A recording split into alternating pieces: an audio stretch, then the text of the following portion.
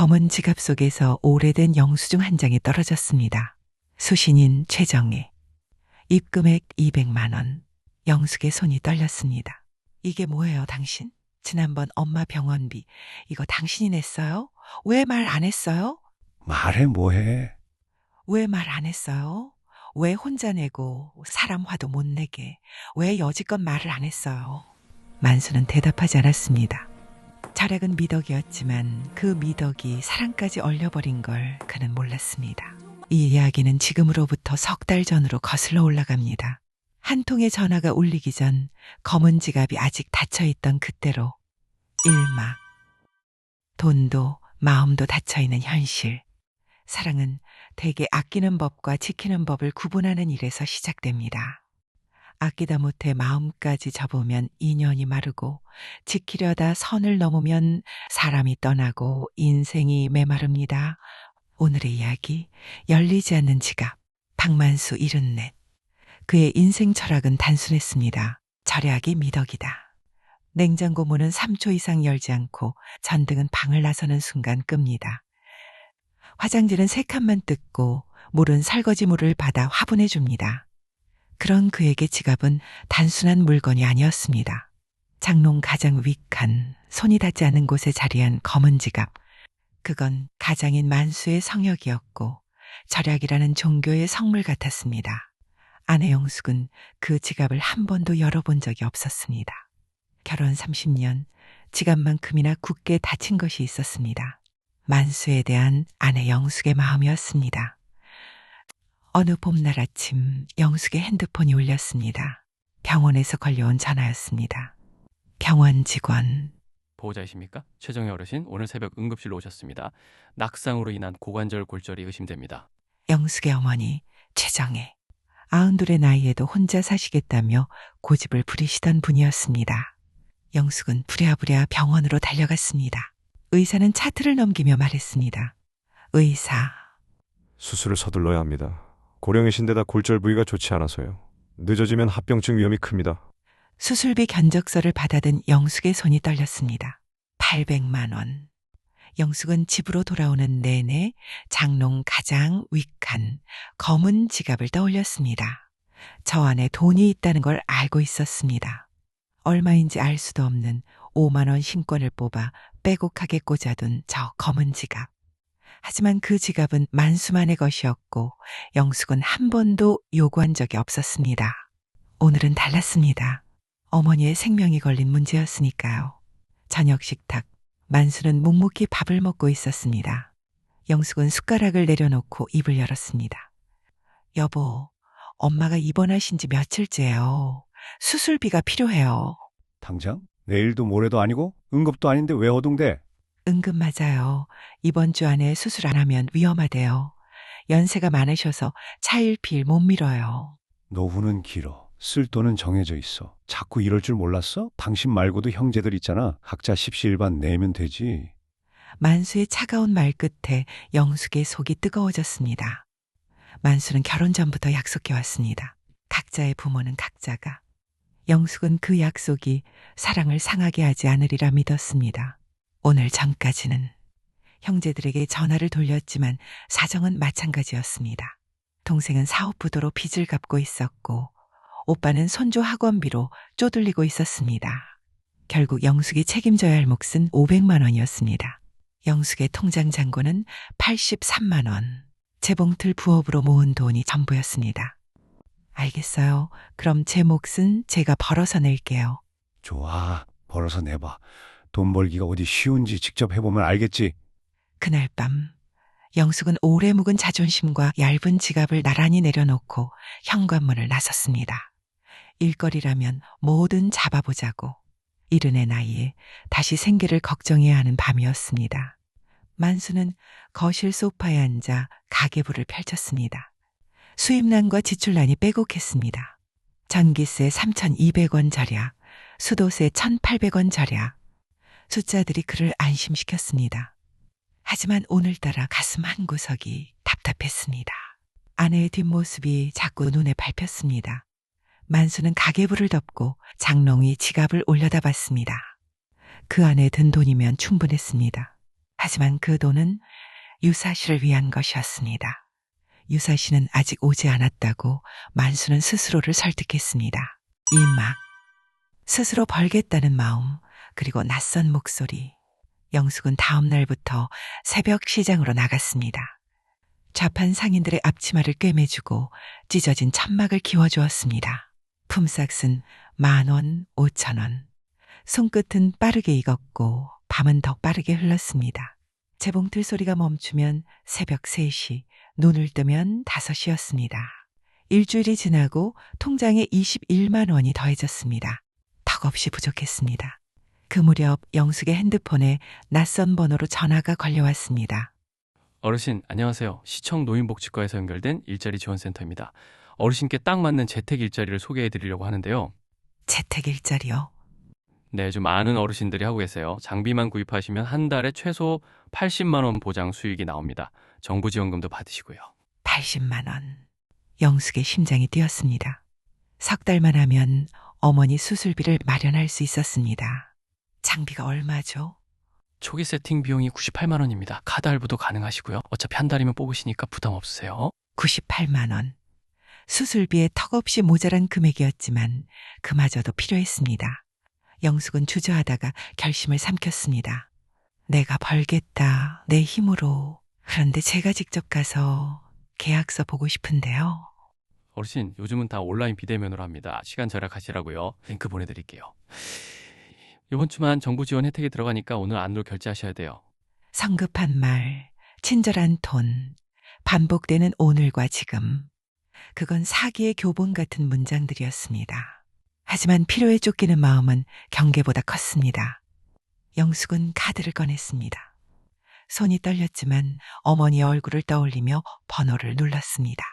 알겠습니다. 오늘 안에 할게요. 결제 승인 문자가 도착했습니다. 영숙은 안도의 한숨을 쉬었습니다. 이제 장비가 오면 일을 시작할 수 있었습니다. 하루가 지났습니다. 이틀이 지났습니다. 장비는 오지 않았고 전화는 불통이었습니다.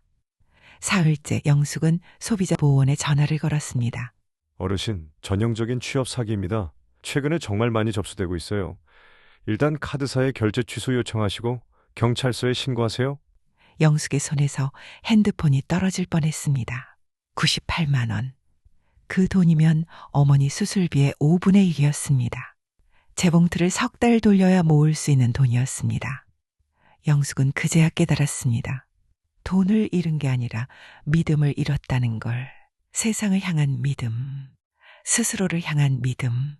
저녁 무렵 만수가 퇴근했습니다. 영숙은 거실 구석에 웅크리고 앉아 있었습니다. 왜 그래? 어디 아파? 여보, 미안해요. 내가 당했어요, 사기를. 만수는 이야기를 듣고 나서 짧게 한숨을 쉬었습니다. 길길이 날뛸 줄 알았던 만수는 도리어 입을 다물었습니다. 한참을 숨을 고르던 만수는 그래서 내가 뭘 했어? 모르면 안 하는 거야. 다 큰 사람이 왜 세상 이치를 몰라? 책망은 간단했고 위로는 없었습니다. 만수는 부엌으로 가서 물을 한 잔 마시고 안방으로 들어갔습니다. 하지만 그의 눈동자 어딘가에 얇은 금이 갔습니다. 그날 밤 만수는 잠들지 못했습니다. 아내의 흐느끼는 소리가 벽 너머로 새어나왔습니다. 만수는 검은 지갑을 더 세게 쥐었습니다. 아끼는 습관이 더 단단해지는 소리였습니다. 하지만 그 단단함 뒤로 무언가 부서지는 소리도 함께 들렸습니다. 산막, 닫힌 지갑의 반전. 며칠 뒤 영숙은 잠 못 이루는 새벽에 거실로 나왔습니다. 달빛이 장롱 위를 비추고 있었습니다. 검은 지갑이 보였습니다. 영숙은 의자를 가져다 놓고 지갑을 내려다봤습니다. 열지도 않은 지갑이 왜 이렇게 무겁게 느껴지는 걸까요? 지갑은 돈만 넣기엔 지나치게 두툼했습니다. 영숙은 손을 뻗었습니다. 그리고 멈칫했습니다. 30년 결혼 생활 한 번도 열어본 적 없는 지갑이었습니다. 하지만 오늘은 달랐습니다. 이 집의 질서가 그녀를 보호해주지 않는다는 걸 알았으니까요. 영숙은 지갑을 열었습니다. 첫 번째 칸 현금 다발, 두 번째 칸 오래된 영수증 몽지, 세 번째 칸 빛바랜 통장, 그리고 가장 안쪽 얇은 봉투 하나. 봉투에는 4글자가 적혀 있었습니다. 위급한 상황에 사용. 영숙은 봉투를 열지 않았습니다. 하지만 봉투 옆에 접혀 있던 종이 한 장이 바닥에 떨어졌습니다. 영숙은 그것을 주워들었습니다. 병원 입금 영수증이었습니다. 수신인 최정혜. 입금액 200만 원. 날짜 2년 전 가을. 이게 뭐지? 영숙의 머릿속이 하얗게 변했습니다. 2년 전 가을. 어머니가 폐렴으로 입원하셨을 때였습니다. 영숙은 형제들과 나눠 입원비를 냈었습니다. 하지만 보증금이 부족해서 며칠 입원이 늦어질 뻔했습니다. 그때 병원에서 전화가 왔었습니다. 병원비 입금 확인됐습니다. 영숙은 오빠가 낸 줄 알았습니다. 하지만 이 영수증에는 만수의 이름이 적혀 있었습니다. 바로 그때 안방 문이 열렸습니다. 만수가 나왔습니다. 뭐 하는 거야, 새벽에? 이게 뭐예요? 지난 엄마 병원비. 이거 당신이 냈어요? 왜 말 안 했어요? 말해, 뭐해. 재작년 입원비 200만 원 수납. 왜 말 안 했냐고요. 만수는 한참을 말없이 서 있었습니다. 그리고 천천히 입을 열었습니다. 그때는 내가 필요하다고 판단했어. 급한 불이었으니까. 이번은 달라. 영숙의 마음은 복잡해졌습니다. 고마운 일이지만 고맙다는 생각이 전혀 들지 않았습니다. 아니, 자신에게 말하지 않은 것에 대해 더 큰 반발이 들기 시작했습니다. 만수는 입을 다물었습니다. 자신의 절약에는 분명 철학과 소신이 있었고 풍족하지는 않았지만 쓸 때 쓸 줄 아는 사람이라고 생각했습니다. 하지만 그의 절약은 미덕이 아니라 통제였고 그의 침묵은 배려가 아니라 고립이었습니다. 영숙은 지갑을 닫고 장롱 위에 다시 올려두었습니다. 그 검은색이 유난히 차가워 보였습니다. 당신은 혼자 살아야 하는 사람이에요. 같이 살면서도 혼자 결정하고 혼자 책임지고 혼자 끌고 가려는 사람. 나는 이제 지쳤어요. 영숙은 안방으로 들어가 문을 닫았습니다. 만수는 거실에 홀로 남았습니다. 검은 지갑이 장롱 위에서 그를 내려다보고 있었습니다. 만수는 그 지갑을 보며 생전 처음으로 의심했습니다. 내가 지키려던 게 정말 우리의 미래였을까? 아니면 불쌍한 늙은이 둘의 미래에 대한 불안감이었을까? 사막. 질서를 새로 쓰는 사람들. 다음날 아침 영숙은 집을 나섰습니다. 동네 경로회관에 갔습니다.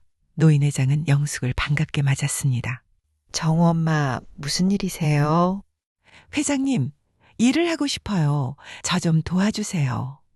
영숙은 그날부터 경로회관 한켠에서 봉제 수선일을 시작했습니다.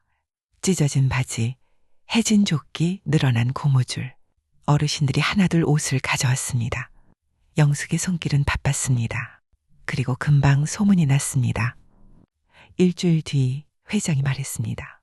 정우 엄마, 이렇게 싸게 해주면 안 돼요. 일한 값은 제대로 받아야지. 마을 사람들을 상대로 해야 하는 일이니 영숙은 지금처럼 싸게 수선비를 받기로 했습니다. 영숙의 솜씨는 입소문을 탔고 동네 아주머니들이 찾아왔습니다. 한 달 뒤 영숙의 통장에 120만 원이 들어왔습니다. 순수익은 아니었지만 자재비 빼고도 꽤 돈벌이가 되었습니다. 2달 뒤 230만 원. 석 달 뒤 영숙은 어머니 수술비 절반을 마련했습니다. 어느 저녁 영숙은 만수에게 통장을 내밀었습니다. 여보, 내가 엄마 병원비 절반을 마련했어요. 나머지만 도와줘요. 안 된다 했잖아. 언제까지 본인만의 기준으로 나를 억누르며 살 거예요. 내가 이렇게 힘들다는데, 내가 이렇게 부탁하는데 어떻게 이렇게까지 고집을 부려요? 만수는 들어본 적 없는 영숙의 큰 목소리에 깜짝 놀랐습니다. 그리고 한참 생각한 후 힘들게 입을 뗐습니다. 좋아, 반은 낼게. 단 조건이 있어. 말해보세요. 저 지갑 오늘부터 같이 써. 단 수입 지출 다 적는다. 당신이 모은 돈도 내가 모은 돈도 한 장부에 적어. 그리고 사기당한 돈도 끝까지 찾아. 같이. 영숙은 고개를 끄덕였습니다. 그 다음날 영숙과 만수는 경찰서를 찾았습니다. 어렵지 않게 신고를 한 후 집에 돌아와 만수는 서툰 손놀림으로 키보드를 두드렸습니다. 다음날 두 사람은 회관 게시판에 공고문을 붙였습니다. 어르신 대상 취업 사기 주의 의심되면 꼭 신고하세요. 영숙의 전화번호가 적혀 있었습니다. 사흘 뒤 전화가 왔습니다. 저기 정엄마? 저도 비슷한 전화 받았는데 이것도 사기야? 일주일 뒤 영숙과 만수는 병원에 갔습니다. 수술 동의서에 사인을 하고 수술비를 납입했습니다. 그리고는 만수의, 아니 이제 부부의 장부를 꺼내 이렇게 적혀 있었습니다. 어머니 수술비 만수 250, 영숙 250. 걱정했던 것과는 달리 수술은 무사히 끝났습니다. 영숙의 어머니는 회복병동에서 눈을 떴습니다. 애야, 내가 패기쳐. 무슨 말씀을 그렇게 하세요?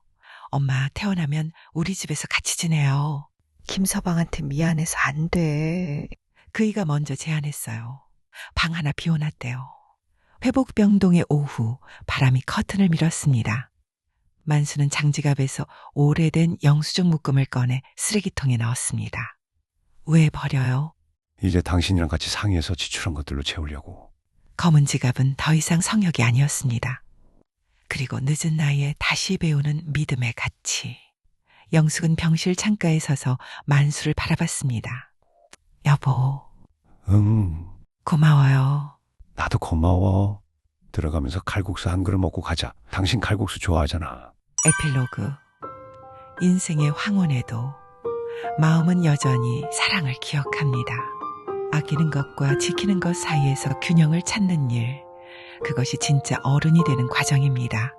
오늘의 이야기가 여러분께 작은 위로가 되었기를 바랍니다. 그 빛나는 순간들을 놓치지 않으려면 구독과 알림 설정으로 은빛 아리랑과 함께 해주세요. 여러분의 좋아요 한 번, 댓글 한 줄이 저에게는 다음 이야기를 이어갈 큰 힘이 됩니다. 삶의 끝이 아닌 또 하나의 시작을 노래하는 곳 은빛 아리랑이었습니다.